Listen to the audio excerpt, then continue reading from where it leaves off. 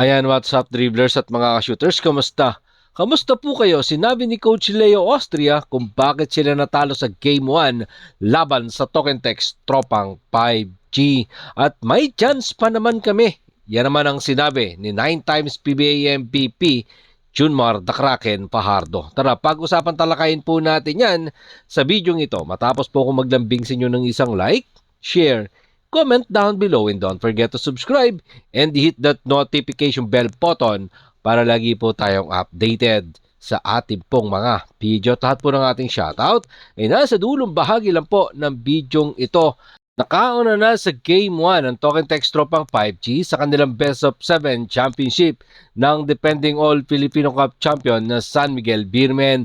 Sa pagkatalo ng Beermen sa nasabing laban 96-91, sinabi ni Coach Leo Austria na kulang ang suporta mula sa kanilang mga bench player dahil na-outscore nga sila ng Tropang 5G ang kanilang bench player matapos magtala lamang ng 27 points. Samantalang ang Token Text Tropang 5G ay kumamada ang kanilang bench player ng 48 points. Si Don Troliano na nagsabi pa na magiging 4-0 ang serye pabor sa San Miguel Beermen ay bigong mag-deliver na magandang performance matapos magtala lamang ng 4 points. 1 out of 7 shooting from the field. Likewise, Wami Chongson, only 5 points. Kaya yan lamang ang nagawa ng kanilang mga bench player. Ang mga starters nila ay talaga namang todo. Kayod Marino, tulad na lang na CJ Perez na galing nga po sa isang magandang performance na career high 41 points, meron lamang siyang 16 points. Pero ang 9 times PBA MVP na si Junmar Fajardo ay talaga namang nag-deliver ng kanyang 24 points. Sinamahan niya pa yan ang pagpitas ng 17 monster big rebound. Si Moto Tua na kumamada rin ng 22 points. Si Rodney Brondial nagdagdag ng kanyang 10 puntos. Kaya naman sinabi ni Coach Leo Austria na kulang talaga ang inilaro ng kanyang mga bench player. Narito po mga sinabi ni Coach Leo Austria sa ulat ni Jerry Ramos sa spin.ph. Credit sa game plan ng Talk and Text na pigilan nila ang mga shooters namin. At kung mapapansin mo, ang gumawa sa amin puro big man. Yung 54 points mula kay Mo, Junmar at saka si Rodney. Our wingman, especially yung bench player namin. Pero sabi ko nga, credit sa defense nila. Very clear yung game plan nila to stop our bench, especially yung mga perimeter shooters namin. Yan nga po mga sinabi ni Coach Leo Austria, na sinabi din ni Coach Leo Austria na lahat nga daw po yan ay may a-address niya sa susunod na laban nila bukas. Diyan pa rin po yan sa loob ng Inares Center sa Antipolo City.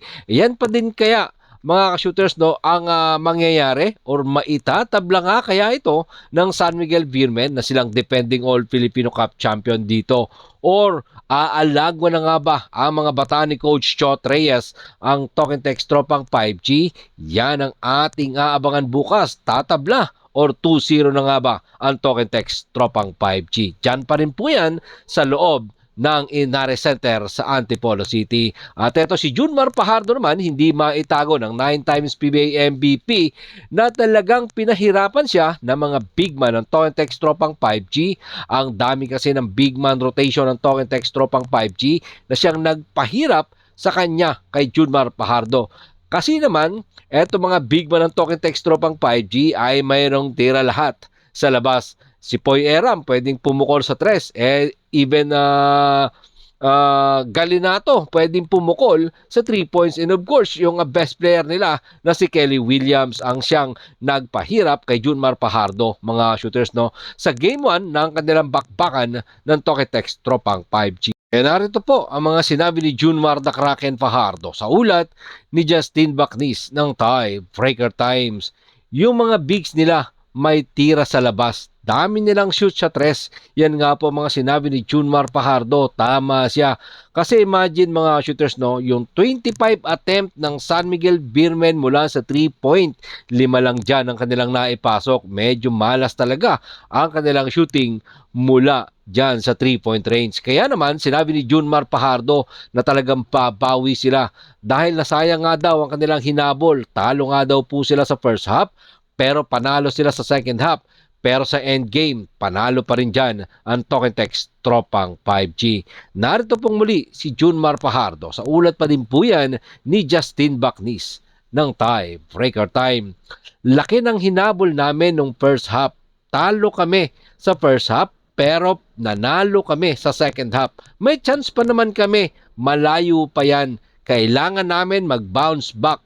Kailangan namin mag-regroup. Yan nga po mga sinabi ng 9 times PBA MVP na si Junmar Fajardo na talaga namang ginawa niya yung kanyang best para lang matupad sana ang sinabi ni Don Trollano na 4-0 na hindi na nga po yan mangyayari kasi natalo nga sila sa Game 1 ang kanilang bakbakan ng Talk and Text Tropang 5G. So let's see kung makakabawi nga ba si Junmar Fajardo, si Don Trollano para naman maitabla ang serye sa 1-1 or aalagwa na nga ba ang mga bataan ni Coach Chot Reyes sa 2-0 lead. Maraming salamat po sa inyong panonood. Naman po ang inyong maging opinyon. Diyan po natin yan pag-usapan sa comment section. Ingat and God bless everyone. Adjourn, pero katulad po ng ating nakagawian bago po natin tapusin ang ating video. Shout out po kina